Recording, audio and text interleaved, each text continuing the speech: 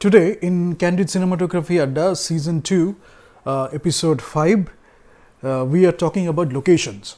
So, we have mentioned that you can shoot it in the studio, within the studio, and you can, have your lights set up, 3-point lighting. If you want to add some lights, you can add some lights. If you want to subtract some lights, because from the basic setup, what you have is, the key lights and the fill lights, backlights, and all these lights, and the ratio of it, how you are going to use it, and how you are putting things closer to the subject and where you are putting it. All these things we will discuss, but the basics. We are not talking about that, but what is the intensity of the light, what you can achieve using that, and how many lights you are going to use. Sometimes I think I mentioned it in one of the episodes, sometimes just to have a slight light in the hair, you are using some hair light, because it is affecting the scene, the way you want to create the mood, atmosphere, and you want to tell the story. All these things matter, and how you are separating the subject from the background. So you are using lights accordingly, and where you are positioning it, what is the angle of it.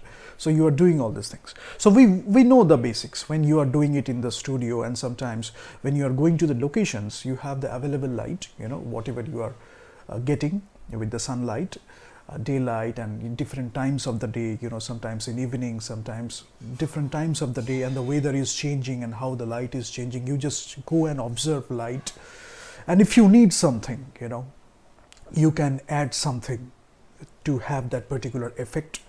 You can play with the lights, and this realistic light, naturalistic light we talk about. In acting we talked about realism and naturalism. In cinematography also we can talk about, generally in art we talk about all these things, realism and naturalism, what is good for that particular story. Now you are playing with that to intend to achieve, that particular effect. Then planning and logistics. Now we don't talk about that here, because here we wanted to talk about poetry, philosophy, the brush and the camera and light, how it is creating the scene, how you are composing the scene, and the movement, and how you are looking at the scene and creating the mood and atmosphere. You have visualized the script, and you want to create that particular mood using all these visual elements, and how you are achieving that. There is a lot of planning involved, there is a lot of logistics involved, and sometimes the directors or the production managers or people from the crew, they go to the location to do recce, scout locations, to have a sense of the place where they are going to shoot, a feel of the location, how the light is changing, when it is changing, because all these things will help you. You want to create the poetry, that is good. You want to use the philosophy, that is good. But once you know how the light is changing, what is the distance, what is the logistics, how you can move this light from this position to that position, when you know all these things, how you are creating the mood and what is required for that. You have the available light, suddenly you need HMI, suddenly you need maybe a sky panel, maybe you need another pearl light, whatever you want to have for that particular effect. So you are going for that. So for that you have to do some planning. You have to take care of the logistics, and if somebody who is more involved in the production department, that person is taking care of the planning and logistics. So you are giving them the aesthetics, what you want to achieve and what is required for that specific requirements, and they can suggest their requirements as well, what is available, how you can play with it. If you don't have something, how you can like create that effect using something else. So all these things, because the production, again I will talk about the scheduling and budgeting. When you are working with a tight and stringent or strict schedule, then you have the budget constraints, you have the schedule constraints, you have to shoot this particular scene or this particular thing you want to shoot within this particular day. So you have all these goals, so you need to manage accordingly. But planning and logistics helps, and you can tell the right people what they can come up with regarding the equipments or accessories needed, and how you can play with it. So many people are coming together. Again, the production people who are on the creative side more, directors, cinematographers, art directors, they are discussing their thinking about the scene and how they are talking about all these things. And then you go to the location before the shoot, and you take pictures and videos as reference. And sometimes you take pictures because the pictures will guide you, and you can just look at the light, you can observe, and you can have a reference looking at the picture. And sometimes you take short videos so that the way you are going through the place, and you have an idea of the place. The basic things we do in sometimes wherever you go to have some the reference of the place, you shoot videos, you shoot pictures. These things will help you to to light the thing in a better way, to arrange the equipments, to think about how you are going to light the scene or compose the scene, how you are going to do the cinematography. So sometimes planning beforehand, and then when you go to the location, things will happen and you will be faced with challenges. So sometimes you are more prepared, sometimes even if you are not prepared, that how to take the right action to to make the scene happen and all these things.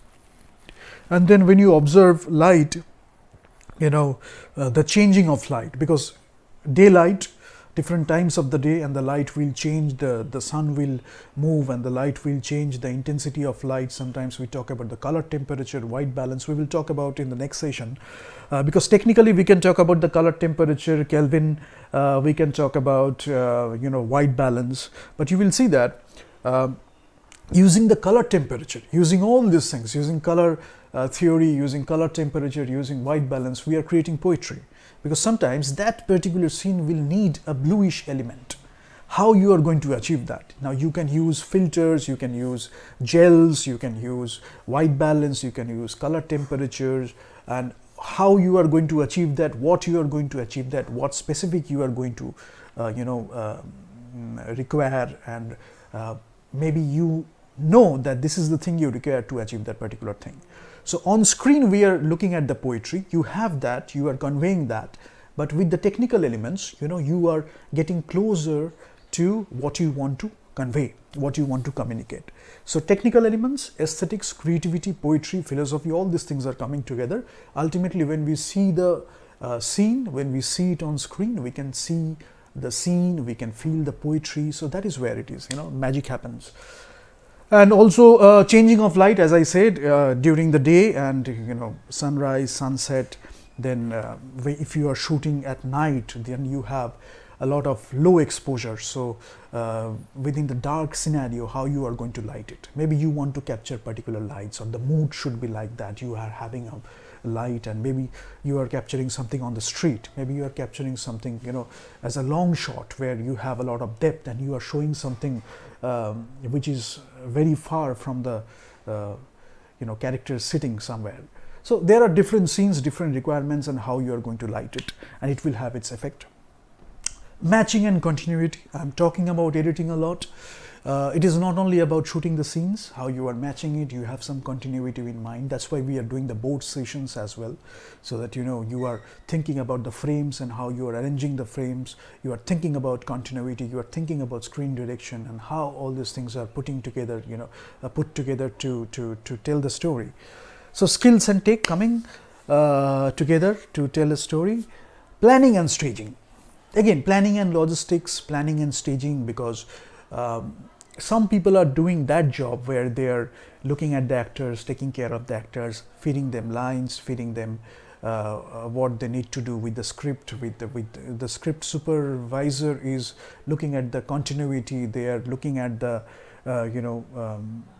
footage, what is shot, what has been shot, and what they are going to shoot. If there is some change in the shoot, they will tell you that this is the portion we are shooting today. Maybe this is the portion we are not shooting today. So some people are taking care of all these things, what portion you are shooting, what portion you are not shooting, what portion you should prepare for. They are taking care of the actors, and they are, looking at all these things. And the moment you are staging it, so how you are staging it, the actors are there, and how, if you are putting the light, because all these things matter, you have to take care of the actors. And why I say that, sometimes maybe to achieve a particular mood, you need to put the light very close to the actor. Now, if the actor is wearing a lot of makeup, if the actor is wearing heavy costume. So what will happen is the more you bring it closer to the actor, they will become very uncomfortable, and that will affect the performance. That may affect the performance. That can change the scene, what you are requiring. So then you have to take your decisions, how you are using the light, how you are going to use filters if needed, how you are going to use reflectors, how you are going to move the position of the light, and yet you are achieving that effect. So all these things you can take care of, but the comfort of the actor is very important. They should be very comfortable while giving the performance, so that we are getting the best out of this scene, and they are also very happy about it.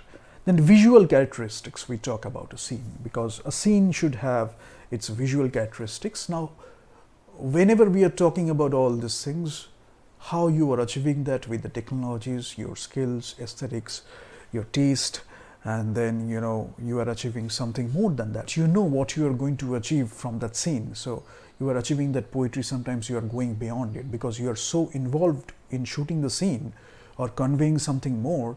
People will see the poetry in the screen.